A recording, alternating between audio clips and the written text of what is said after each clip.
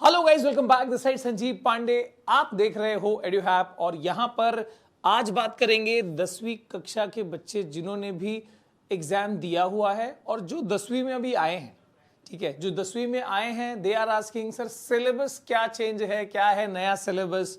और जो 10वीं का एग्जाम दे दिए हैं दे आर आस्किंग कि सर पेपर कैसा चेक होएगा, सर टफ तो नहीं होएगा, सर ये रिजल्ट कब आने वाला है। ठीक है, तो ये सारी चीजें जो है आपको इस वीडियो में बता दी जाएंगी। बने रहें एंड लेट्स स्टार्ट। सबसे पहले जो बच्चे अभी 10वीं में आए हैं, ठीक है, आपके लिए मैं ये बता दूं कि सारी वन शॉट्स, और इस बार की जो वन शॉट होगी वो ठीक है धमाकेदार होने वाली है, और उसके बारे में थोड़ा सा मैं आगे बाद में बताऊंगा। लेकिन सारी वन शॉट्स जो है हमारे नए चैनल रीस्टार्ट पर आने वाली है।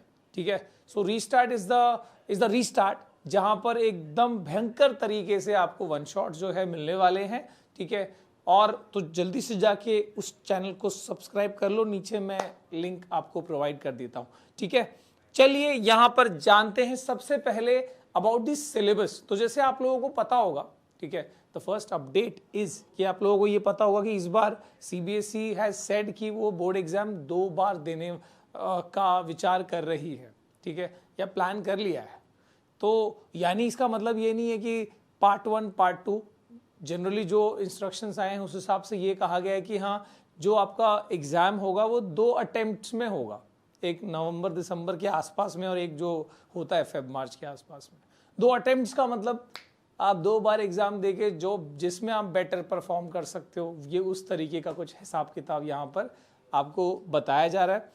उस हिसाब से सर सिलेबस क्या होगा ना, what is a new syllabus. तो सिलेबस आपको लास्ट ईयर ही रैशनलाइज सिलेबस ऑलरेडी दे दिया गया है, और जो अभी सिनारियोज है सीबीएसई, अभी इस पॉइंट पे हम अगर बैठे हुए हैं तो वी आर नॉट एक्सपेक्टिंग कि कोई सिलेबस में एज सच कोई चेंज हो रहा है। मतलब आप ये मान सकते हो कि 99.9% यही सिलेबस जो लास्ट ईयर रैशनलाइज होकर पिछले साल के बच्चों ने पढ़ा है वही सिलेबस आपको इस 2024-25 में भी पढ़ना होगा। ठीक है, बाकी तो सीबीएसई अगर कुछ नया सरप्राइज लाता है तो वो आगे की बात हो सकती है।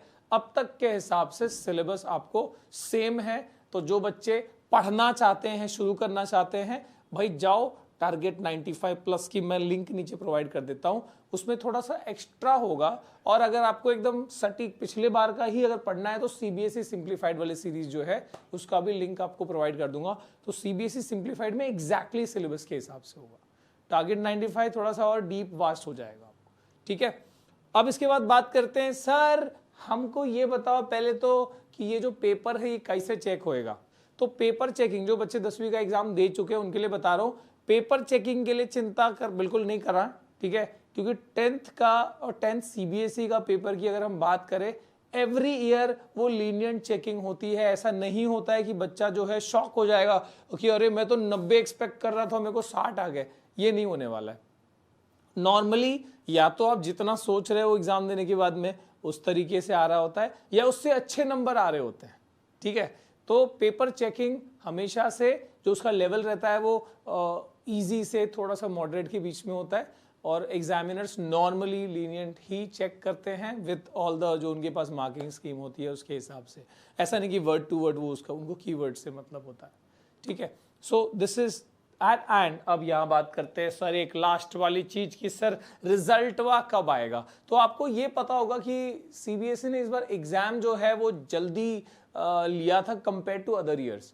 तो उसका कारण यही है कि भाई इस बार जो है दे वांटेड कि ये सब कुछ प्रोसेस जल्दी हो।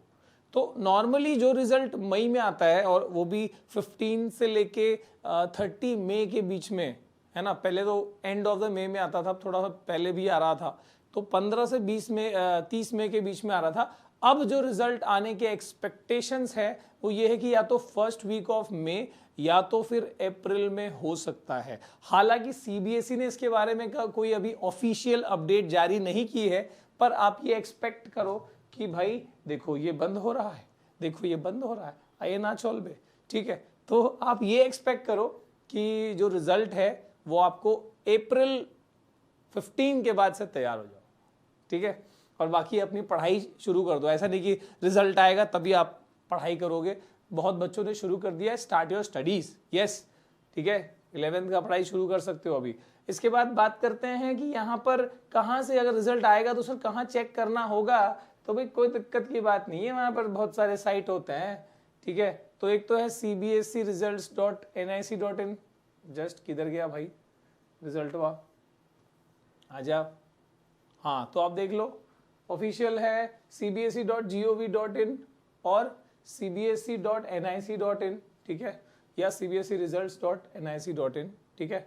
अब इनमें भी कई बार क्या होता है, रिजल्ट जब डिक्लेयर होगा तो इतना ज्यादा ट्रैफिक जाम रहता है कि आपको फिर इधर प्रॉब्लम होती है। तो there are other apps also, जैसे डिजिलॉकर ऐप में भी आ सकता है, उमंग ऐप है, वहां पर भी आपको रिजल्ट मिल सकता है।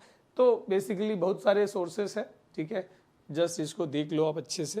एंड सो अब मैं जनरली बोल दूं, जो बच्चे 10th में आए हैं पूरी एनर्जी से लग जाओ, हाउ टू स्टार्ट क्लास 10 अभी एक वीडियो में ला रहा हूं, ठीक है, जिसमें डिटेल में आपको बताऊंगा कैसे आपको अपनी सेल्फ स्टडी भी मैनेज करनी है, ठीक है, कैसे बाकी चीजें मैनेज करनी है, तो वो सब होगा। एंड जो बच्चे 11th में पहुंचे हैं भाई, बिना सोचे समझे, बिना रिजल्ट का वेट किए, सोचे समझे तो है पर रिजल्ट का वेट नहीं करना, ओके।